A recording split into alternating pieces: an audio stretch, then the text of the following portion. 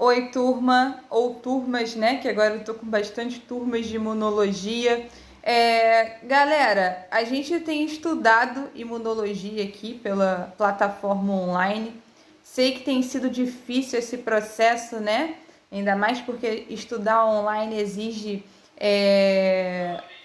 ficar toda semana no computador, não é a mesma coisa de estar lá presencial. Eu também sinto falta, acho estranho também ficar falando de frente para a câmera, mas a gente está seguindo aí para terminar o curso, né? Pelo menos para continuar até onde que vai dar aí sobre quando volta às aulas. Eu não falo o dia que volta nos vídeos porque a gente não sabe exatamente, mas conforme for sendo avisado, as escolas vão avisar aí para a gente saber o retorno. De modo geral, a gente está estudando imunologia, né? Imunologia, eu sou suspeita para falar, porque é uma das minhas matérias preferidas dentro da área de análises clínicas, né? Mas o sistema imunológico ele é muito complexo, né? E todo incrível na sua forma, inclusive na forma evolutiva, como eu expliquei para vocês em relação ao receptor dos fagócitos. Eu falo maravilhada porque eu realmente acho incrível a forma que o organismo responde a doenças, a forma que o nosso corpo como ser humano, né, como homem, veio evoluindo ao longo do processo e essa disputa entre bactérias, vírus, né, de estarem acoplados dentro do nosso organismo, a forma que o nosso corpo encontrou para se defender nesse processo. Então, eu sou suspeita para falar de imunologia porque eu adoro imunologia. Nessas semanas que a gente vem estudando imunologia, a gente tem falado muito sobre o anticorpo, o antígeno, né? Essa relação antígeno-anticorpo, o processo dos tipos de anticorpos, que a gente viu que a gente tem vários tipos de anticorpos, que a gente tem uma estrutura química para formar esse anticorpo. A gente sabe que agora um anticorpo, eu tenho imunidade, eu tenho anticorpo, a gente não está falando só de células, está falando de anticorpo. É ser um complexo proteico, é uma estrutura de proteína. Então, assim, a gente aprendeu bastante coisa nesse processo, né? E hoje a nossa aula vai estar voltada em dois pontos, né? Como agora a gente sabe os tipos de anticorpos, a gente vai falar um pouco dos tipos de imunidades, ou seja, as formas que o nosso corpo combate, né, as doenças. Não estou falando de qual anticorpo a gente vai usar para que tipo de doença. Para fazer uma revisão aí, como eu falei, lembra? IgE, que eu vou falar sobre doenças parasitárias, vou estar falando sobre doenças alérgicas, falar do IgG, que é a nossa memória imunológica, né? Que ele sempre fica um restinho lá para quando um agente invasor que a gente já combateu ou já tomou uma vacina, ele funcionar, né? O IgM, quando você está naquele processo da doença, está acontecendo naquele momento, então o IgM está lá solto na corrente sanguínea, à torta e à direito. Então, assim, esses processos são muito importantes, né? Para a gente entender que o nosso sistema imunológico é muito complexo, né? Mas além desses anticorpos, a gente tem tipos de imunidade. A forma de imunidade que a gente encontra dentro do organismo para combater agentes invasores, qualquer que ele seja. E além dos tipos de imunidade, a gente tem um grupo de células que trabalham conosco nesse processo de infecção, nesse processo que algum agente infeccioso invade o nosso organismo e perde o processo homeostático.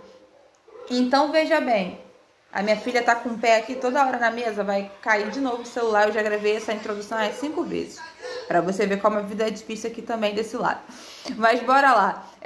Que acontece? Quem já teve aula de hematologia, que não são todas as turmas que estão tendo essa matéria que já tiveram aula de hematologia, lembrando que a ordem do fator não vai alterar esse produto, né? Ou seja, não importa se você teve imunologia agora ou hematologia depois. A questão é a seguinte, quando a gente fala dessas células, a gente vai estar falando de células de defesa. Quais são as células de defesa? Os leucócitos. E agora, com o entendimento que a gente tem no processo de análises clínicas, da patologia clínica, né, que é muito vasto em relação ao mundo celular, a gente compreende que célula não é aquele ovo frito, que tem um núcleo, uma membrana, né, e um citoplasma. Eu já falei diversas vezes isso para vocês. Aí fala assim, nossa, Camila, não é um ovo frito, ou seja, a célula não tem núcleo? Não, a célula tem núcleo, exceto a hemácia, né? Que perde seu núcleo lá no eritroblasto ortocromático. Ela perde o núcleo lá até quando ela já chega em reticulose, ela já só tá com os restos de mitocôndria, complexo de Golgi, e quando ela se transforma numa hemácia madura, ela já não tem núcleo nenhum, e ela continua sendo uma célula eucariótica, né? Mas toda célula eucariótica, ela tem um núcleo definido, ela tem as suas especializações de acordo com o surgimento das organelas membranosas. Então, assim, existe todo esse processo. Porém, todavia, a célula, ela é um ser único e especial. É bíblico. É bíblico, né? É bonito, né? Por que eu falo que é bíblico? Cada ser é único e especial, mas é diferente. Então, quando eu falo de um leucócito, eu não estou falando que o leucócito é um leucócito. A gente tem vários tipos de leucócitos que vão defender as nossas necessidades, vão defender a gente dos agentes infecciosos. Então, quando eu faço um hemograma, que cabe muito bem aqui nesse processo dessa aula, eu vejo o meu leucócito total, ou seja, eu conto quantos leucócitos eu tenho no organismo, ou seja, o normal de leucócito desse pé lá, tá tremendo meu vídeo aqui. Ai, magrelinha. Tem que dar um carinho na filha, gente, senão ela fica triste. Né, bonitinha? Mas bora lá. Nesse processo, né, do hemograma, por exemplo, a gente vai contar uma contagem de leucócito geral. Esse leucócito geral permite a gente entender, né, o que tá de imunidade e o que não tem de imunidade. Então, por isso que quando o médico olha para o seu hemograma, ele fala, você está com a imunidade baixa, não, você está com a imunidade alta. Imunidade não se vê do jeito que vocês falam aí, né? Tipo, ai, deu um espirro, a imunidade está baixa. A imunidade baixou, a imunidade aumentou. E às vezes você está espirrando a beça, seu leucócito está bem alto, porque suas células de defesa estão lá defendendo o seu organismo. Então, assim, a imunidade só dá para saber pelo hemograma, né? Porque a gente consegue fazer uma contabilidade geral das células. Então, assim, um leucócito normal, em termos de valores de referência, é de 5 a 10 mil. Tem laboratório que vai falar que é de 3 mil a 10 mil. Vai valer do valor de referência daquela bula, daquele setor, daquela cidade. Enfim, a gente faz várias relações de controle de qualidade. Mas a média mundial é de 5 mil a 10 mil. Abaixo de 5 mil, a gente tem uma leucopenia, ou seja, abaixo de leucócitos, a gente chama de leucopenia. Aí se a gente fala que está com uma imunidade baixa. Então, se eu tenho uma leucocitose, eu tenho um aumento, né, desses leucócitos. Então, geralmente está acima de 10 mil. E o que acontece, gente? Tudo que termina em ose dentro da biologia é aumento. Tudo que termina em penia é diminuição. Então, fica a dica aí para as próximas terminologias que a gente for aprender. Dentro desse processo de células, agora a gente não está cobrando como que é essa célula, a gente só vai cobrar a morfologia celular lá na hematologia, mas dentro do grupo de células do hemograma, a gente tem dois grupos, que são os grupos do agranulócitos e os grupos dos granulócitos, né? O Azinho é de negação, não tem grânulos. Na verdade, o núcleo não é tão compartimentado. Vai ver que o núcleo das células granulocíticas, eles vão se compartimentando, vão se transformando em bastonetes, segmentos, né? O núcleo vai mudando de acordo com essa segmentação e a gente entende que célula é aquela. Então, por exemplo, quando eu chego num segmentado neutrófilo, eu sei que é o meu último estágio celular e ela tá madura, né? E aí eu sei que também é um termo dos granulócitos. Então, o neutrófilo, o basófilo e o eosinófilo são células granulocíticas, tá? E elas também trabalham, né, no processo de defesa do organismo. O neutrófilo, eu vou falar um pouquinho dele hoje, mas quando a gente for falar de processo inflamatório, que eu vou formar um esqueminha para vocês vão ver como o neutrófilo trabalha e como o neutrófilo aparece, tá? Em doenças bacterianas. Então, e como ele também responde no processo inflamatório tecidual, quando você tem um corte para a formação. Então, geralmente, o aumento desse neutrófilo dentro do seu sistema imunológico indica doenças bacterianas, como o aumento dos eosinófilos, que também são do grupo dos granulócitos, indicam uma doença parasitária ou uma doença alérgica. Ah, Camila, como é que eu vou saber se é alérgica ou é parasitária? Exatamente, nesse setor mesmo que vos fala, imunologia. A imunologia é capaz de descobrir exatamente qual é o agente etiológico. Mais pra frente a gente vai estudar as sorologias, os testes, né? O ELISA, o Blot, e N afins. Método de aglutinação, por exemplo, que por mais que a gente faça lá na hematologia com grupo sanguíneo, a aglutinação é um método imunológico, né? Então, de qualquer forma, essas células estão nesse processo, né? Basófilo a gente não encontra na corrente sanguínea, no máximo 1, e olhe lá, quase nunca. Se eu ler 100 hemogramas por dia, eu vou encontrar esse 1 a cada 5 dias, e ele é bem bonito, a característica dele é bem diferente. Dizem que quem teve muito basófilo foi Jesus Cristo, né? Ideia hipotética pelo fato dele ter sentido muita dor. E esses basófilos podem ter aumentado. Mas esses basófilos não são comuns na corrente sanguínea. Então tudo que eu falei agora, como ninguém colheu o sangue de Jesus, é uma hipótese. Mas eles aparecem nesse sentido de muita dor, liberam estamina. Então ele não está na corrente periférica em abundância. Mas o neutrófilo e o eosinófilo a gente encontra aí bastante. Agora, falando de outras células, que são os agranulócitos, a gente vai falar de linfócito e monócito. Somente o linfócito que vai estar nas infecções virais. Então, a gente trabalha com esse grupo de célula. Já a gente vai ter também outro grupo de células, que são as células chamadas macrófago. O macrófago não está na corrente sanguínea, a gente não encontra macrófago no hemograma. O macrófago é tecidual, ele tem uma função muito específica, eu falo bem no lixão, que ele é o lixeiro do organismo. Ele vai fagocitando, né, todos os restos celulares que estavam lá, fazendo o processo também de fagocitose, mas já estava lutando ativamente contra um vírus, uma bactéria específica. Exemplo, tiro e queda, que a gente vai ver no esquema também, o macrófago tá fagocitando o neutrófilo, porque o neutrófilo, quando ele fagocita as bactérias, né, nesses líquidos intersticiais que estão causando a inflamação bacteriana, né, quando causa um furúnculo, por exemplo, que rompe o tecido, o neutrófilo, ele engloba aquela bactéria, ele não tem resistência de englobar e continuar vivo. Ele vai lá, engloba aquela bactéria e logo sofre apoptose, que é a morte celular. E aí, quando tem esse macrófago tecidual ali rondando, ele vai lá e consegue fagocitar esse resto de neutrófilo, porque também não fica esse tecido, né? Ele não pode ficar essa célula morta entre todas as substâncias dentro do organismo. E aí o macrófago tecidual, ele faz essa fagocitose para fazer a digestão, que é uma célula especializada em lisossomos, né? Que vão fazer esse processo. Essas são as células que a gente mais fala dentro da imunologia. Linfócito sofre uma atipia nuclear absurda, a gente vai ver vários tipos de linfócitos atípicos. A gente vai ter uma aula só de linfócito, fica a dica, porque linfócito tem bastante assunto para falar. Mas por hoje é só para a gente conhecer um pouquinho dessas células.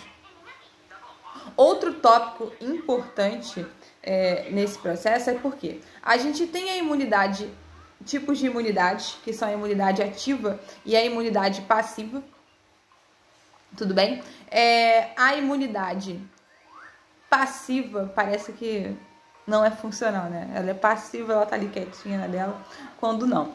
A imunidade passiva e ativa são imunidades totalmente diferentes, mas ambas têm as suas vantagens e desvantagens nesse processo, né?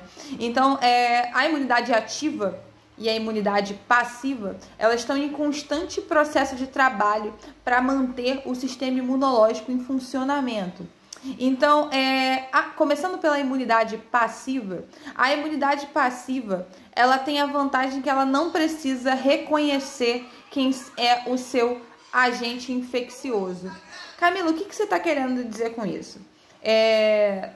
Eu não consigo, vai acabar falando de imunidade ativa e passiva ao mesmo tempo.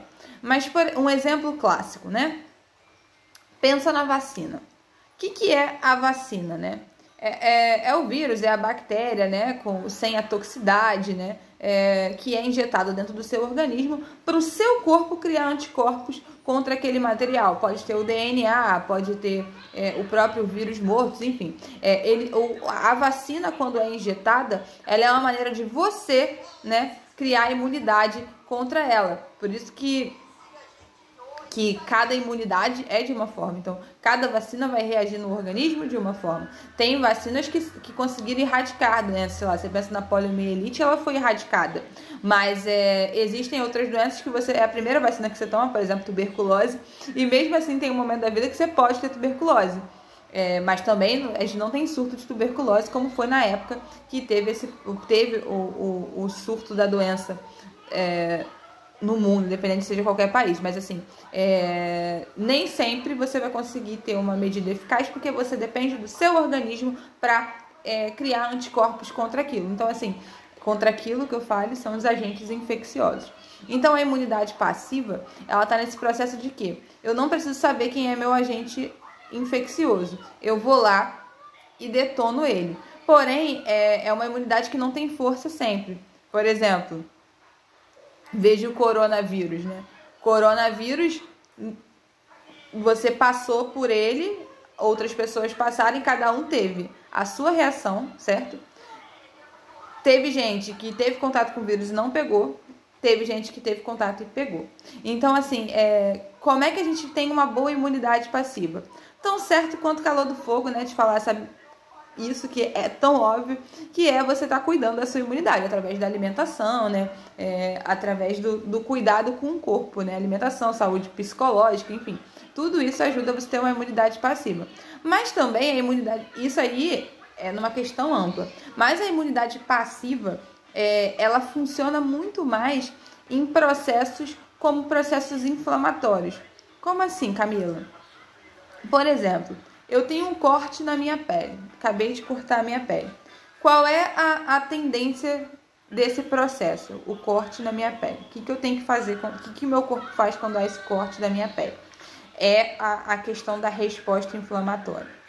Ao cortar a minha pele, eu estou deixando a minha pele em contato com o meio exterior. O meio exterior tem bactérias, vírus, tem tudo. Então, assim, eu estou colocando, né, tecido vivo aberto em constante contato com vírus, bactérias e qualquer agente infeccioso que esteja no ambiente. Ponto para o vírus e para a bactéria que vai poder entrar aqui pelo meu tecido. E aí, quando eu chego aqui, independente vou botar um exemplo que entrou uma bactéria. Independente da bactéria que entrou, o meu neutrófilo vai conseguir fagocitar essas bactérias. Porque as bactérias que vão entrar, por exemplo, bactérias da pele, sei lá, Staphylococcus epidermidis. Apesar que Staphylococcus epidermidis é patógeno. Mas uma bactéria que nosso corpo está acostumado e pode reagir. Qualquer linha de Streptococcus, Staphylo, ele pode ser mais patógeno ou não, dependendo de onde ele se instalar. Mas as bactérias que vão estar nessa microbiota normal vai passar. E o neutrófilo, independente da bactéria que for, ele vai englobar, né? E o macrófago tecidual vai terminar o trabalho e vai fagocitar os neutrófilos que sofreram a apoptose. Isso aí é um processo de imunidade passiva. Eu não sei que agente infeccioso entrou, mas mesmo assim o meu corpo está respondendo, e logo depois que ele conseguir, né, restaurar esse processo, as hemácias que estão aqui vai oxigenar e cicatrizar o tecido novamente, formar um novo tecido e continuar o processo homeostático do corpo. Então a imunidade passiva, ela atende a esse processo. Eu não sei quem é o meu agente infeccioso, eu não sei quem está me infectando, mas eu consigo, né, lutar contra ele. Consigo, caso o meu organismo esteja em perfeitas condições para lutar contra ele. Senão a inflamação vai aumentar, vai ter uso de antibiótico, enfim, é outro rolê. Mas no geral é isso. Eu não sei quem é meu agente infeccioso, mas mesmo assim eu consigo combater essa doença. Entenderam? Eu falo, o exemplo de imunidade passiva mais bobo que tem é quando você come alguma coisa amarga e você cospe. Apesar de ter pessoas que têm o paladar aguçado para o amargo, eu mesmo gosto de um cafezinho sem açúcar, né? Um chocolate amargo, eu curto. Mas de qualquer forma, né? Todo mundo fala quando começa a beber cerveja também, acha ruim o gosto, né? Porque é amargo. Mas assim, a princípio o amargo é um gosto ruim. O azedo também, dependendo do azedo, comida azeda, é um gosto ruim. O seu organismo sabe que aquilo não é bom. Se ele sabe que aquilo não é bom, ele vai fazer o quê? Ele cospe. Quando ele cospe, ele já está agindo contra a sua imunidade. Porque você não vai precisar digerir aquela comida ruim e passar mal, ter uma infecção intestinal para saber que aquilo é ruim. O seu organismo, ao sentir o paladar com esse tipo de gosto, já sabe que é ruim. Então, é imunidade passiva. Não importa qual é a comida, não importa qual é o agente infeccioso, não importa nem se é salmonela lá, bonita, lá daquele sachê de maionese, mas o seu organismo vai expulsar ele no processo. Então, não importa quem é, a imunidade passiva faz. Então, essa é a vantagem, né? Eu não sei quem é e mesmo assim eu me defendo. Porém, todavia, né, a desvantagem é que eu não crio memória imunológica. Ou seja, se de novo eu tiver em contato com aquilo, por exemplo, uma salmonela, eu não vou conseguir combater.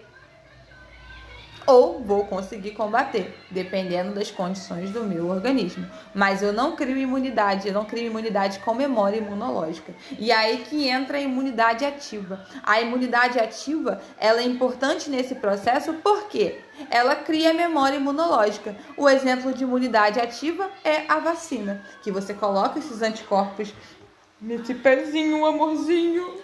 Vou ter que fazer uma cosquinha no neném. Ai, ele tá aparecendo no vídeo, a carinha dela. A imunidade ativa tem o vírus atenuado ou morto, né? Sem a toxicidade. E aí, quando é injetada a vacina dentro do seu organismo, o seu corpo reage e aprende a combater ele. Então, quando o vírus patogênico ou a bactéria patogênica entrar de encontro ao seu organismo, você já vai saber se defender. Porque você tomou a vacina e seu corpo criou anticorpos contra aquele patógeno. Outra opção da gente saber de também ter memória imunológica é quando você já teve a doença. Tem doenças que você não tem mais de uma vez. Por exemplo, catapora. Você tem catapora uma vez. Mesmo se você entrar em contato de novo com o agente etiológico da catapora, você não vai ter catapora de novo, porque você já tem memória imunológica. E a memória imunológica, dentro da imunologia, a gente faz toda hora, que é na sorologia de IgG. Então, geralmente, quando o IgG dá positivo para alguma doença, significa que ou você já teve a doença, correto? Ou você já teve a doença, ou você tomou a vacina contra aquela doença. Então, a imunidade ativada, ela só é ativada ou tendo a doença ou por vacina. Qual é a desvantagem de uma imunidade ativa? É porque eu não me defendo de qualquer agente etiológico, eu não me defendo de qualquer patógeno. Mas a vantagem principal é que eu crio memória imunológica. Então, eu posso criar memória imunológica ou tendo a doença, que não é a parte mais legal, ou melhor, se eu tiver tomado uma vacina, que tem a vacina para aquela doença, e o meu corpo aprendeu a criar anticorpos contra aquilo. Então, o meu IgG vai estar lá ativado com memória imunológica para combater aquele agente etiológico. Gente, eu espero que vocês tenham entendido. Qualquer dúvida, estou à disposição no horário das aulas de vocês. Todas as turmas sabem os horários das aulas, não vou ficar repetindo aqui. Então, no horário da aula, quem tiver que tirar dúvida, só falar comigo. Ah, professora, não posso tirar dúvida no horário da aula. Pode mandar mensagem, só que eu respondo conforme a demanda, tá bom? Beijo, boa semana. E a gente fica com a próxima aula com a reação inflamatória. Eu vou fazer um esqueminha bem legal para vocês, que essa matéria é bem bacana. Beijo grande!